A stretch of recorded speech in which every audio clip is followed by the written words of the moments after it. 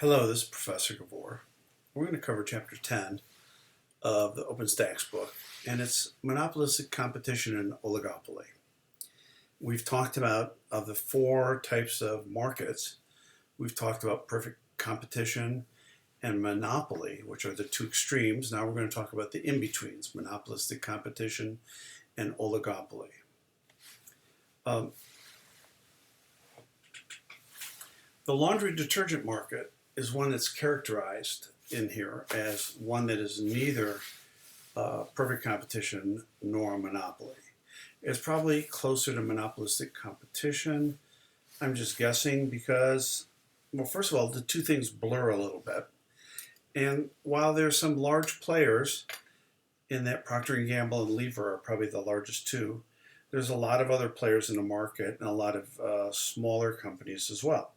So you have this monopolistic competition.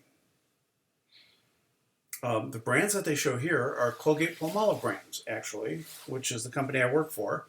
And those two brands, Ajax and Fab, Fab being the premier brand and Ajax being the economy brand, are no longer owned by the company. They sold them off to a private enterprise because there was too much competition, and Colgate actually exited the detergent business. The margins were too small for them globally.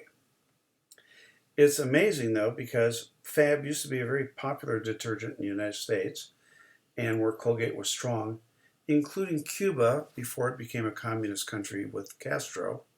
In fact, the way we talk about Kleenex being a generic term for all facial tissues, or Thermos being which is a brand, but also a generic term for all bottles that keep things warm or cold. Fab was, in Cuba, the generic term for any detergent. In fact, they still call detergent Fab in Cuba to this day. It's a little side thing. All right. When we talk about monopolistic competition, there's a couple terms we need to talk about.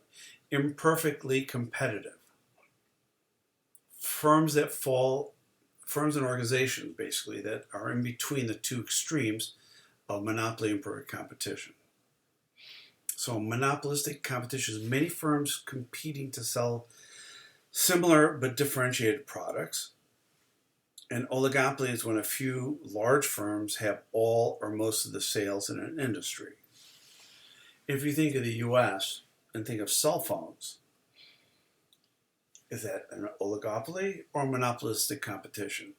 I think if we talk about the US only, it's an oligopoly because I think Apple and Samsung are the big players and everybody else is small.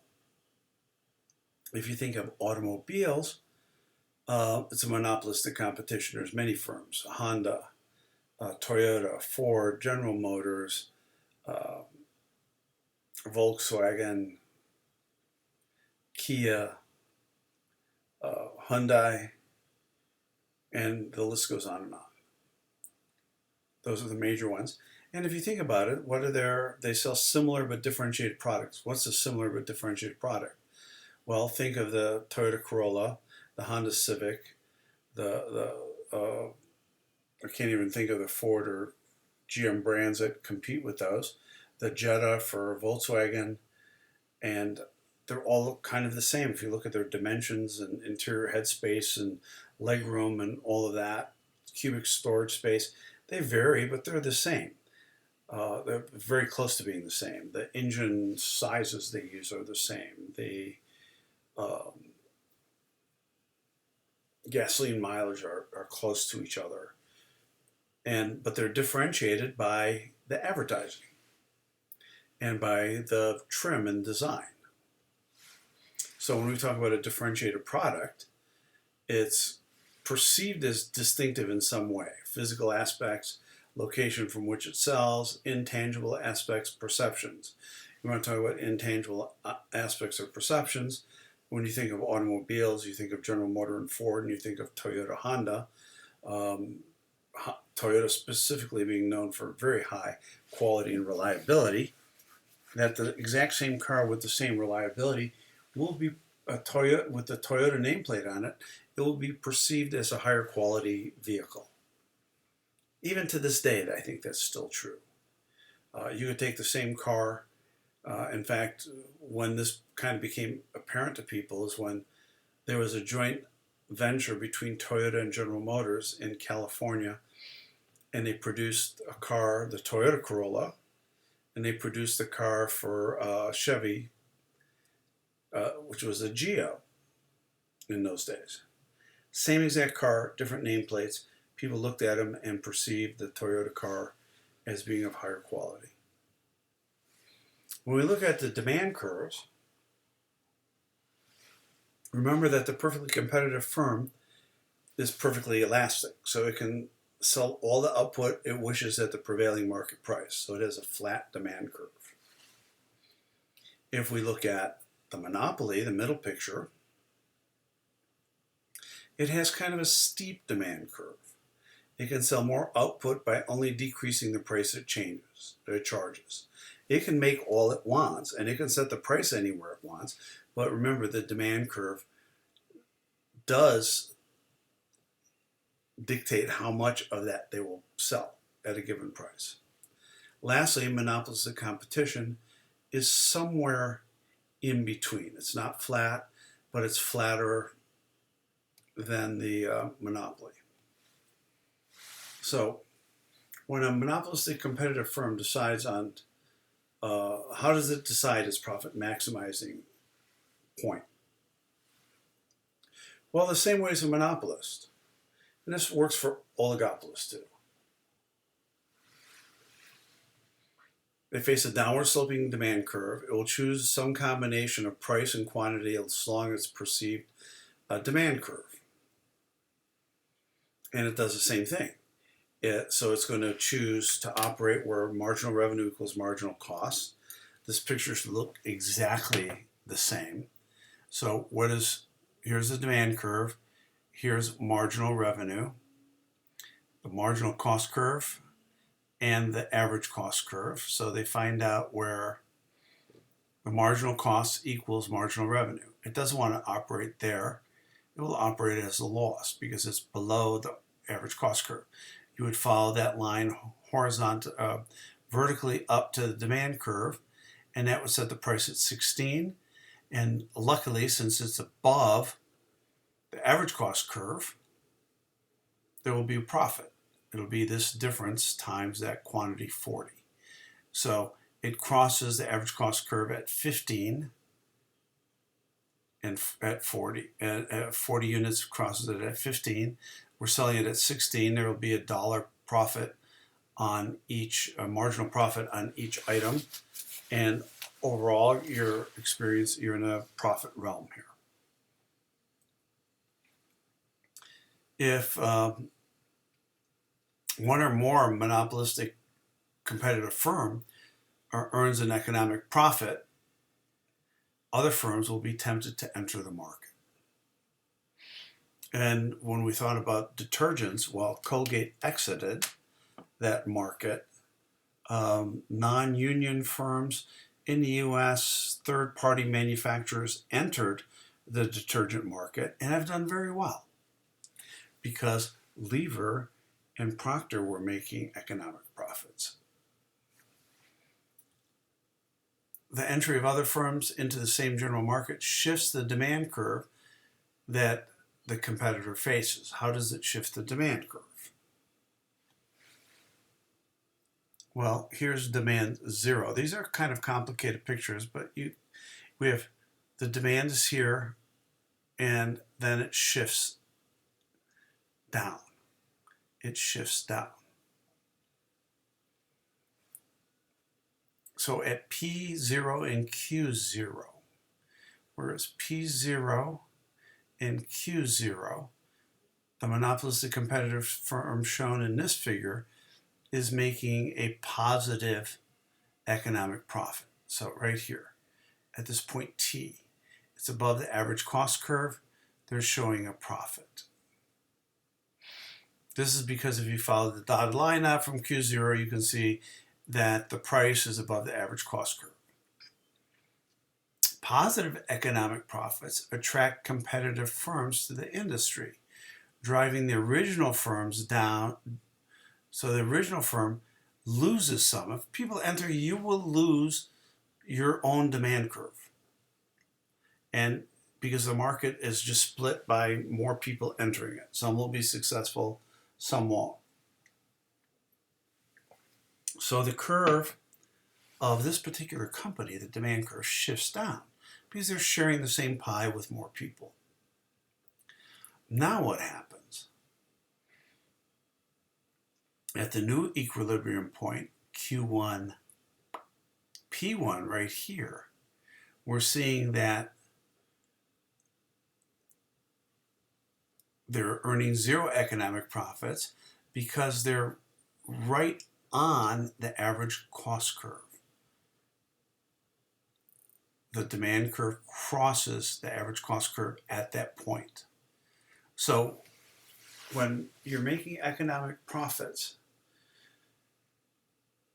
people are going to enter the market because they see you're making a lot of money.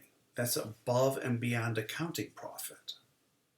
So you're trying to get back to a normal profit, which is operating at the average cost curve, and the market forces will drive your demand curve down to that point. On the other hand, this picture now, the opposite actually occurs. At P0, Q0, and this is probably what happened to Colgate, they were losing money. Because if you look at this point, it's on this demand curve, but it's well below the average cost curve, which is way up here somewhere. So that happened to Colgate. So the losses induce the firm to leave the industry. When they do, the demand for the original firm rises to D1. So some other competitor's firm ate up that market, and once again, that firm might be earning a zero economic profit or what they call a normal profit, only accounting profit. The long-term result of entry and exit in a perfectly competitive market is firms sell at the price level determined by the lowest point on the average cost curve. This displays productive efficiency. Goods are produced at the lowest possible average cost. In monopolistic competition, something else happens. The end result of entry and exit is this. Firms end up with a price that lies on the downward sloping portion of the average cost curve, not at the very bottom. Thus, monopolistic competition will not be productively efficient. What are we saying here? Let's look at the picture again. To be productively efficient, you want to operate right here, where marginal cost crosses the average cost curve. That's the most efficient place for the industry to operate. But you see that if you're making an economic profit and people enter the business, you end up over here on the downward sloping part of the average cost curve. So it's not productively efficient. And if firms are losing money, but for the firms that hang in, if other firms drop out, moves their demand curve up to here, it still moves it to the downward sloping part of the average cost curve. You have to study this to understand it. Oligopoly is when a small number of large firms have most of the sales in the industry. When oligopolists compete very hard, they act similarly to perfect competitors, driving down costs and leading to zero profits for all. If oligopolists collude with one another, they may act like a monopoly and succeed in pushing up prices for earning consistently high levels of profit. So what are examples of oligopolies? I still think the phone industry is one of those. Collusion. When firms act together to reduce output and keep the prices high. They can do this a couple ways: holding down industry output, charging a higher price, and dividing up the profit amongst themselves. That's when firms collude. Cartel is a group of firms that have similar agreement to collude to produce the monopoly output and sell at the monopoly price. OPEC, the oil producing and exporting countries, is sometimes called the OPEC cartel. They try to do that with differing degrees of success. Now, the problems with collusion and cartel is there's a matter of trust. That's why we bring up this idea of the prisoner's dilemma. It's game theory is a branch of mathematics that says analyzes situations in which players must make decisions and then receive payoffs. And you try to make the outcomes mathematical. I mean, if you do game theory for tic-tac-toe, you will show that if both players play intelligently, every game should end in a draw. And one has to make a mistake for the other player to win. All right, so let's bring up this idea of the prisoner's dilemma. The prisoner's dilemma, and it's worth watching a video on this, is two people commit a crime. And they're both arrested for the crime. But the police don't have enough evidence to convict them and charge them with the crime and then have any probability of conviction when they take it to court. So the police separate them into two rooms. But before they separate them, just before they got arrested, prisoner A and prisoner B looked at each other and said, okay, we know they don't have enough evidence. Keep your mouth shut. If we both keep our mouth shut, we'll get out of there with a minimum sentence. Okay, so they both agreed to that. So they separate the two. The police separate the two and take them into separate questioning rooms. And each of the police officers in those rooms is telling prisoner A and prisoner B at the same time, hey, your buddy in the other room is likely to spill his guts. But if you spill your guts first, we can offer you a lesser sentence and give him a stiffer sentence. So here's how it works. They both remain silent. Prisoner B has two choices: remain silent or confess. So cooperates with the other prisoner, does not cooperate with the other prisoner. Prisoner A has the same two options: remain silent, cooperate with prisoner B, or confess and do not cooperate with the other prisoner.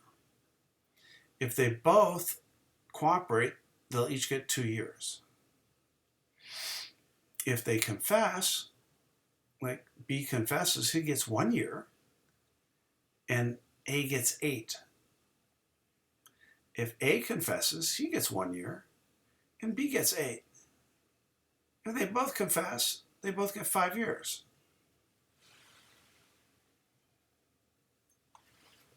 The police, the two prisoners are counting on this. And the police are counting on this. The police will always win in this one, or often win in this one, because B is sitting in there wondering, well, if I confess first, I get 1 year. And A gets 8 years. And and A's thinking the same thing. Gee whiz, I want to cooperate with my buddy, but if I confess, I get 1 year, and too bad, he gets 8. And eventually, self-interest and doubt on the other person gets them both to confess, and they always end up getting about 5 years. Now, how does this actually work? Well, for A to remain silent, he has an equal. Let's assume the probabilities of both these things happening are 50-50. And 50-50 in this way. So A gets 2 years if he remains silent, or he gets 8 years if the other guy confesses. And since they're both 50-50, the expected value of A remaining silent is 8 plus 2, which is 10, divided by 2 equals 5. If A confesses, he gets 1 year. And if B remains silent, he gets 5 years if B confesses. So 1 plus 5 divided by 2 is 3. 3 is less than 5. Your expected value will be, he'll choose this option. The same probabilities hold for B. He will get 5 years if he remains silent as the expected outcome. And if he confesses, he will get 3. So they both eventually, if you play the game over and over again, they both confess and they both get 5 years. This will be if you play this game over and over again, this is what happens.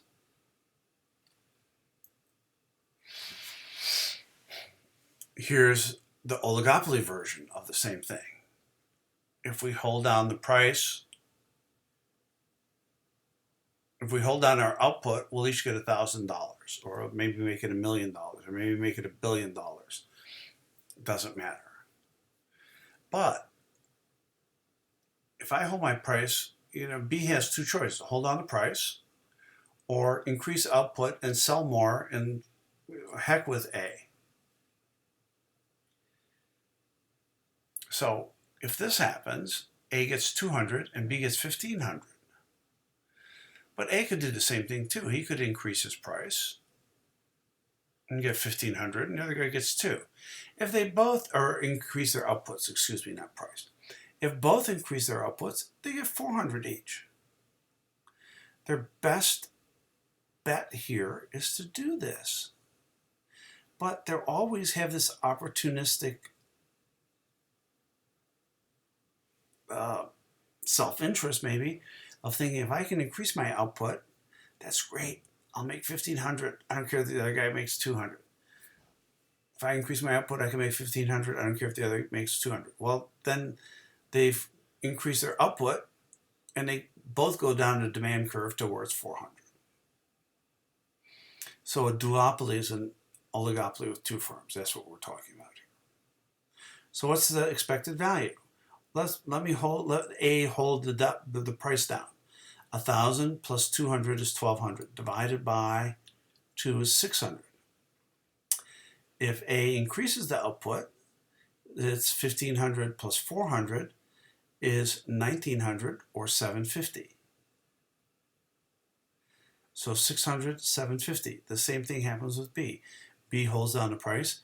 His expected value is 600. If he cheats, he gets and increases his output, he gets 750. So both, at some point, both are going to be tempted to cheat. It could be there's other factors that are pressing you to make more money. It could be a variety of different things. And so the temptation is always there. This is why a lot of people think that cartels just won't work. So the way out of the prisoner's dilemma is to find out a way to penalize those that do not cooperate. So oligopolists choose to act in a way that generates pressure on each firm to stick to the agreed quantity of output. It's called the kink demand curve. But then it forces everybody to have to act very quickly. There is a time lag sometimes here. If I increase my output, I may be taking some of your market share, and by the time you realize it and increase your output, I might have had a month or two on you before you could fully do that and get the benefit of it. So the kink demand curve is a way they try to do it. If here's the demand curve, normally, if a member firm in an oligopoly cartel is supposed to produce at a quantity of 10,000 and sell a price for 500. The other members of the cartel can discourage this firm to honor its commitment by acting so that it has like this kinked demand curve.